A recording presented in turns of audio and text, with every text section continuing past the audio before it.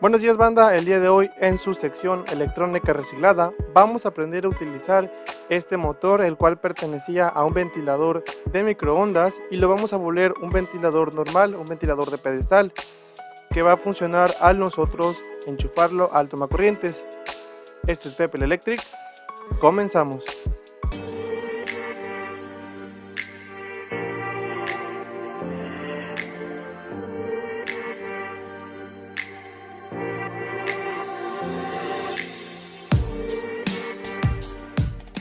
Bien, lo primero que hay que entender es que el ventilador de un microondas es una de las partes más importantes de este, ya que el ventilador nos permite enfriar o disipar el calor producido por el magnetrón y el transformador.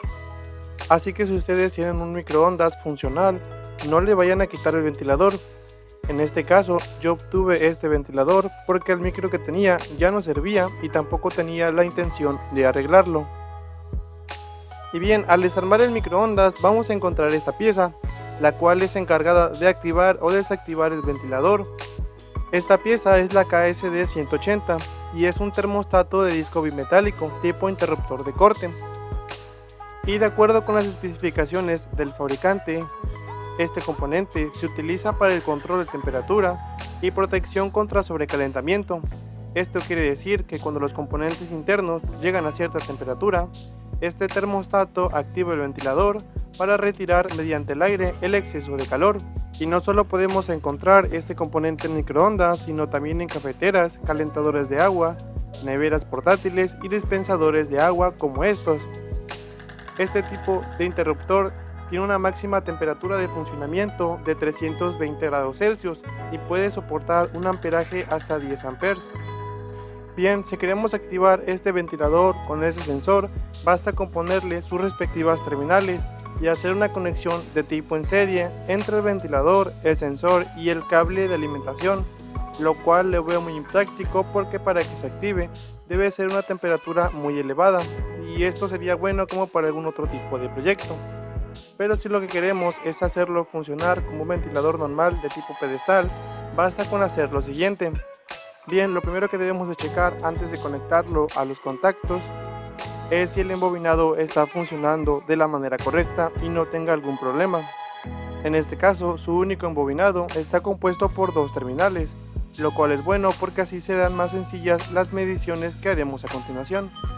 Con algún multímetro que ustedes tengan en la función de continuidad y con ambas puntas del multímetro tocando ambas terminales de alimentación de la bobina, vamos a hacer la medición.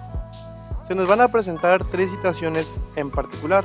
La primera situación es en la que nos marca una resistencia como la que vemos aquí, de aproximadamente 72 ohms, la cual es una resistencia normal por el tipo de potencia que este motor tiene, que es de 20 watts, de acuerdo con las especificaciones del fabricante.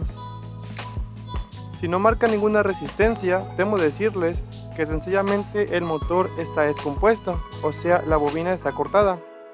En el caso de que tengamos otro tipo de multímetro, leeremos algo como lo que sería OL o Open Line, lo cual significa que la resistencia es muy superior o indica que la resistencia es muy alta o infinita. Así que tenemos la opción de cambiar de escala, o sea, por ejemplo, pasar de la escala de 200 a la de 2K y así ir subiendo gradualmente para ver si nos da alguna medición. El tercero y último caso es en el que la resistencia nos marca 1, 2, 3, 4, 5 ohms, o sea, básicamente un cortocircuito.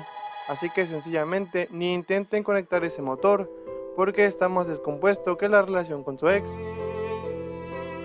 Y bien, el extra sería medir continuidad entre las terminales de la bobina y la estructura metálica del motor, esperando que no existan continuidad entre ambas, para que así tengamos la certeza de que existe el mínimo riesgo de electrocutarnos a la hora de manipular la parte metálica de nuestro motor.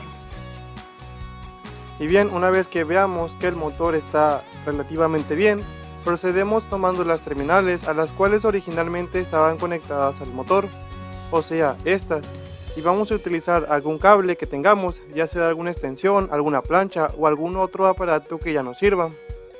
Y vamos a unir tanto las terminales de alimentación como el cable de alimentación. Es importante aclarar que este tipo de conexión aluminio-cobre es un tipo de unión especial, por lo cual lo ideal es usar un conector llamado conector bimetálico, que son como este que vemos aquí. En caso de no tenerlo, hay que hacer esta unión y evitar en la medida de lo posible el paso de humedad, ya que esta podría generar una más rápida corrosión entre ambos metales, ya que cuando un líquido conductor de la electricidad, como la condensación por ejemplo, entra en esta unión cobre-aluminio, se produce una reacción electroquímica generando la descomposición del aluminio,